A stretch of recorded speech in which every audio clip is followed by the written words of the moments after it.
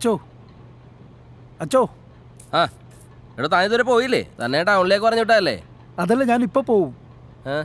പിന്നെന്താ, പൈസ വല്ലതും വേണോ? അതല്ല അച്ചോ, ഒരാൾ കുമ്പസരിക്കാൻ വന്നിട്ടുണ്ട്. ഈ സമയത്ത് ആരടോ? അത് നമ്മുടെ ഇടവകയിലെ ആളൊന്നുമല്ല, ഞാൻ ഇതിലായിട്ടും കണ്ടിട്ടില്ല.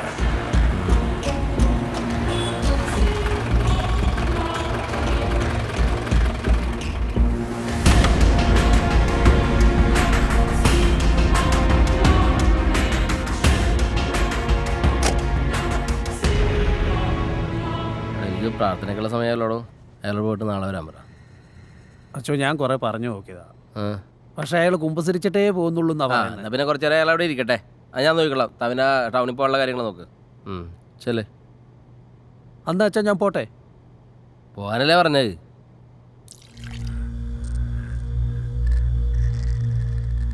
ഈശോ മിശിഹായ്ക്ക് സ്തുതിയായിരിക്കട്ടെ ചോ. ഇപ്പോഴും എപ്പോഴും സ്തുതിയായിരിക്കട്ടെ. ഇങ്ങനെയൊരു സമയത്ത് വന്ന് അച്ഛനെ ബുദ്ധിമുട്ടിച്ചാൽ ക്ഷമിക്കണം. ഇനിയുള്ള ദിവസങ്ങളിൽ കുമ്പസരിക്കാനൊരു സമയം കിട്ടുമോ എന്നറിയില്ല. അതൊക്കെ പോട്ടെ, നമുക്ക് സമയമില്ലാത്തതുകൊണ്ട് പെട്ടെന്ന് തീർക്കണം. എന്താണ് ഇവിടെ തന്നെ വരാൻ എന്താണ് കാര്യം?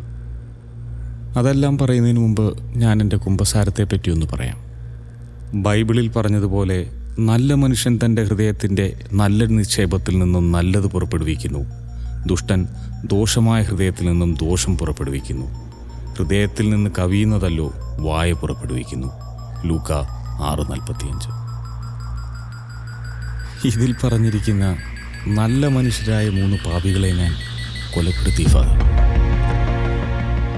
ഒരാൾക്കും മനസ്സിലാവാത്ത രീതിയിൽ അതിവിദഗ്ധമായി ഞാനത് നടപ്പിലാക്കി. ഒരു കോടതിയും ഒരു പോലീസും എൻ്റെ പുറകെ വരില്ല. എന്തൊക്കെ ചെയ്താലും അവർ എന്നിലേക്ക് എത്തില്ല ഫാദർ. യോഹന്നാൻ പറഞ്ഞതുപോലെ സത്യം ഞാൻ അറിയുകയും ആ സത്യം എന്നെ സ്വതന്ത്രനാക്കുകയും ചെയ്യും. നിങ്ങൾ എന്തൊക്കെ ഈ പറയുന്നതെന്ന് നിങ്ങൾക്ക് നല്ല ബോധ്യമുണ്ടല്ലോ അല്ലേ? നല്ല ബോധ്യമുണ്ട് അച്ചോ. വേസ്റ്റാക്കാനുള്ള സമയം എനിക്കുമില്ല. ആരൊക്കെയാണ് അവർ?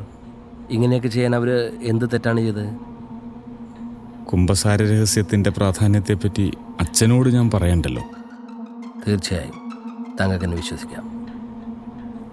എനിക്കിതെല്ലാം ചെയ്യാൻ വ്യക്തമായ കാരണങ്ങൾ ഉണ്ട് ഫാദർ. പറയൂ. വർഷത്തിൽ 14,500 കോടി രൂപ മുടക്കി സർക്കാർ ജനങ്ങളുടെ ജീവനും സ്വത്തിനും സുരക്ഷിതത്വം നൽകാൻ വേണ്ടി മൃതഭാവയെ ദൃഢഗതിയെ ആപ്തവാക്യത്തോടുകൂടി ജനങ്ങളെ സംരക്ഷിച്ച് നിർത്തേണ്ടവരാണ് കേരള പോലീസ്. എന്നാൽ ഫാദറിനറിയാത്ത ചില കാര്യങ്ങളുണ്ട്. കുറച്ച് നല്ല മനുഷ്യരെ ഒഴിവാക്കിയാൽ ബാക്കി വരുന്ന നല്ലൊരു ശതമാനം ഉദ്യോഗസ്ഥരും കൂടെ 1 വർഷം അഴിമതി കൊണ്ട് മാത്രം സമ്പാദിക്കുന്നത് ഈ മുടക്കുന്ന തുകയുടെ 1000 ഇരട്ടി വരും. പക്ഷേ എന്നെപ്പോലുള്ള സാധാരണക്കാരൻ്റെ ജീവിതം തകർത്തിട്ട് വേണം. ഞാൻ മദ്യത്തിൽ വിഷം ചേർത്ത് കൊന്ന SA സെബാസ്റ്റ്യനും സമ്പാദിക്കുന്ന കാര്യത്തിലൊന്നും ഒട്ടും പുറകില്ലായിരുന്നു. അയാളുടെ ഡിപ്പാർട്ട്മെൻറ്റിനെ തന്നെ സ്വാധീനിച്ച് ഞാനതൊരു ആത്മഹത്യയാക്കി മാറ്റി ഫാദർ.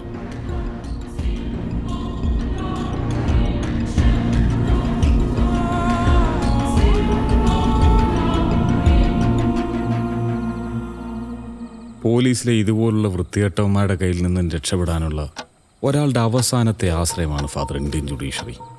അവിടെയുണ്ട് പച്ചക്കള്ളങ്ങൾ കൊണ്ട് കഥകളുണ്ടാക്കി നീതിന്യായ വ്യവസ്ഥിതിയെ തന്നെ തെറ്റിദ്ധരിപ്പിച്ച് പൈസക്കാരായി ജീവിക്കുന്ന എബ്രഹാം വക്കീലിനെ പോലുള്ളവർ. എന്നെയും എൻ്റെ കുടുംബത്തെ ഇന്നുള്ള ഈ ദുരവസ്ഥയിലെത്തിക്കാൻ അയാൾ നന്നായി ഇടപെട്ടിട്ടുണ്ട്.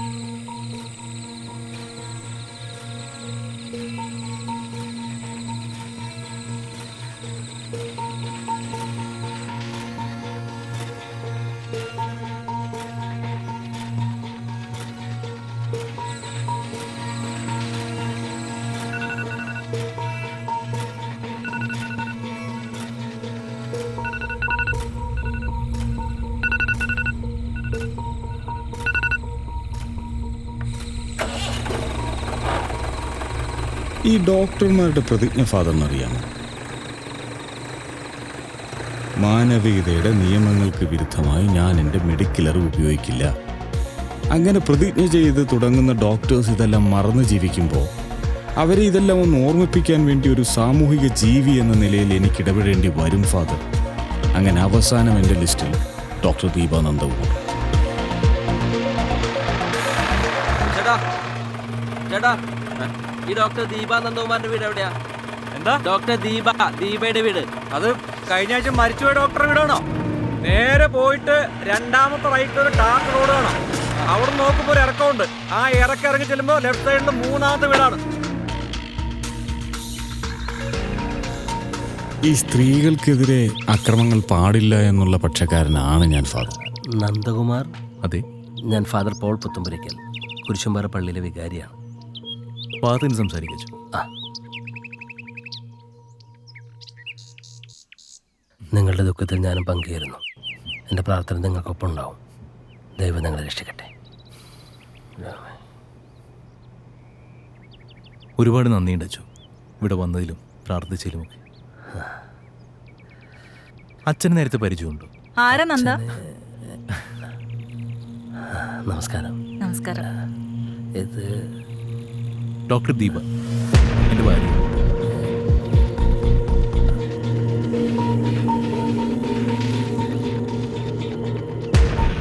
അപ്പോ മരിച്ചതിൻ്റെ അച്ഛനാണ് ഫാദർ, ഡോക്ടർ ശ്രീനിവാസ്.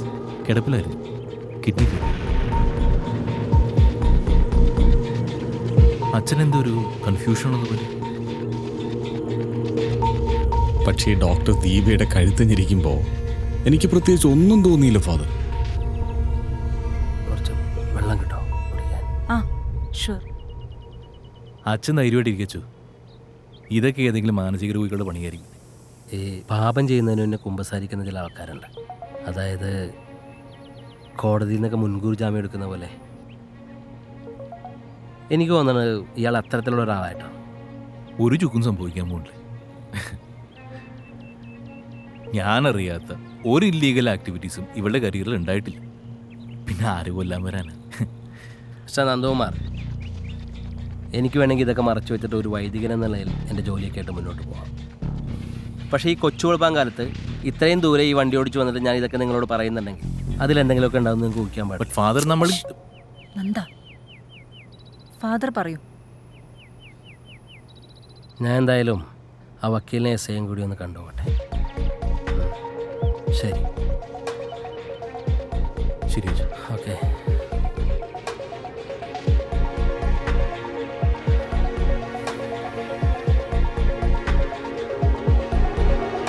ശരി.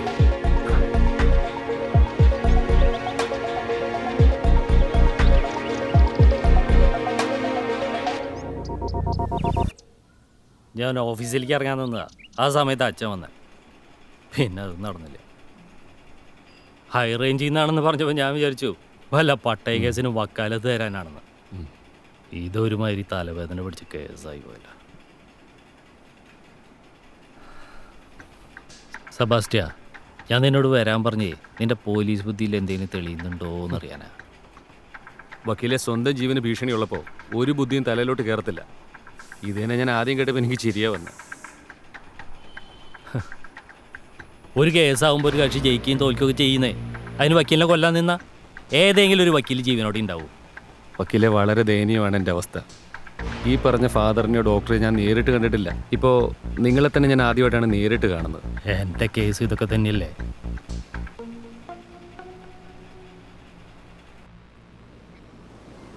വക്കീലെ, എൻ്റെ ഇത്രയും കാലത്തെ സർവീസിനിടയിൽ ലീഗലായിട്ടും ഇല്ലീഗലായിട്ടും ഞാൻ ഒരുപാട് കാര്യങ്ങൾ ചെയ്തിട്ടുണ്ട്. അതുകൊണ്ടാണ് 6 മാസമായിട്ട് സസ്പെൻഷനിലിരിക്കുന്നത്. പക്ഷേ ഇത് ഒരു പിടിയും കിട്ടുന്നില്ല. ആ ഫാദർ ഇവിടം വരെ വന്ന് ഇതൊന്നും വെറുതെ പറയത്തില്ലല്ലോ. ലോകത്ത് ഒരു വക്കീലിനും സത്യസന്ധമായിട്ട് കേസ് വാദിക്കാൻ പറ്റുമെന്ന് എനിക്ക് തോന്നുന്നില്ല. എത്തിക്സിന് നിരക്കാത്ത പല കാര്യങ്ങളും ചെയ്യേണ്ടി വരും. അതവരുടെ തൊഴിലിൻ്റെ ഭാഗമല്ലേ. അവർക്കും ജീവിക്കണ്ടേ. ഇതിപ്പോൾ വിശ്വസിക്കാനും വിശ്വസിക്കാതെ ഇരിക്കാനും പറ്റാത്തൊരവസ്ഥയായി. താനൊരു പോലീസല്ലേ, തനിക്കിതിനൊരു വഴി കണ്ടെത്താൻ പറ്റുന്നില്ലേ? ഇതൊക്കെ ആരോട് പറയാനാ? എന്തു പറയും? ഇല്ലാത്തൊരു കാര്യം പറഞ്ഞ് കുമ്പസാരം നടത്തി. ആകെ കുറച്ച് മനസാക്ഷിയുള്ള DYSP അലക്സാറിന്. പുള്ളിയാണ് എനിക്ക് വേണ്ടി ഒരുപാട് കഷ്ടപ്പെട്ടിട്ടുണ്ട്. നമുക്കൊരു കാര്യം ചെയ്യാം. ഈ ഡോക്ടറെ കണ്ടുവന്ന് നേരിട്ട് സംസാരിക്കാം.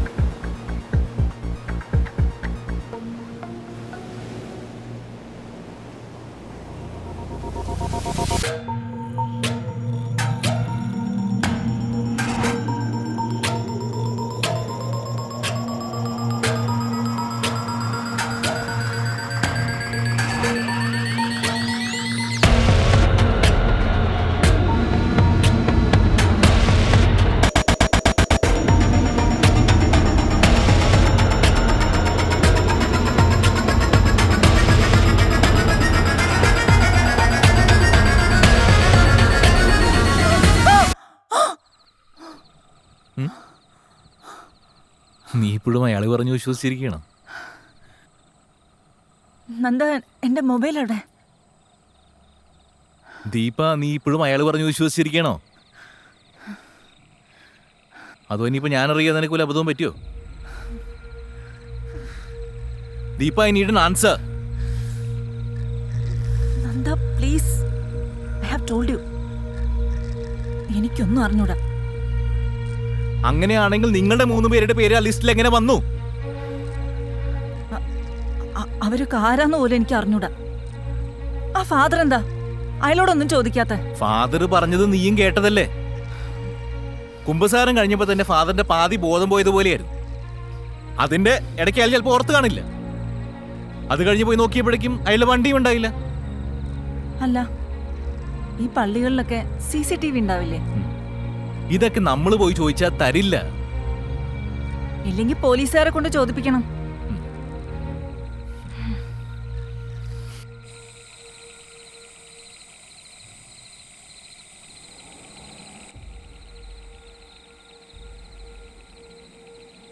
ഈ പണം വരാനുള്ള ഓട്ടത്തിൽ അറിഞ്ഞോ അറിയാതെയോ അയാൾ സമ്പാദിച്ചിട്ടുള്ള ശത്രുക്കളൊക്കെ എന്നെക്കാൾ എത്രയോ ശക്തരാണ്.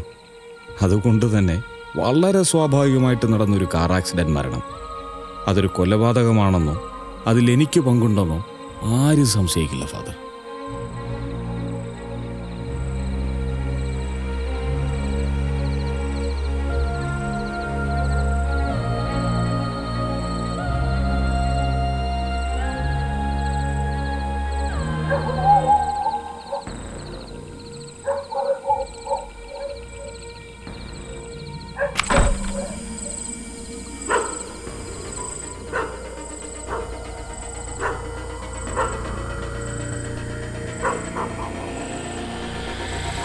ആരോടത്?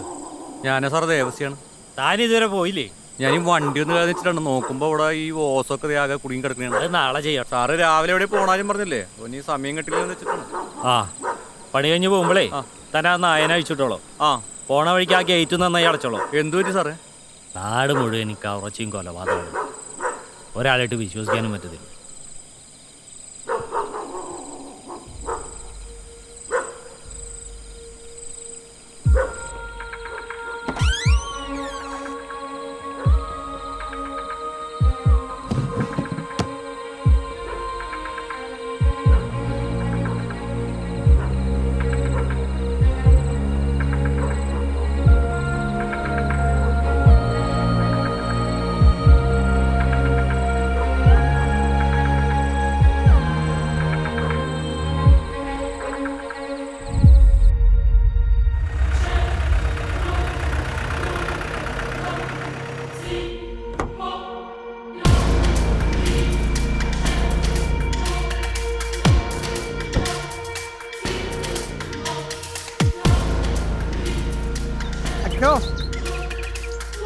അച്ഛോ,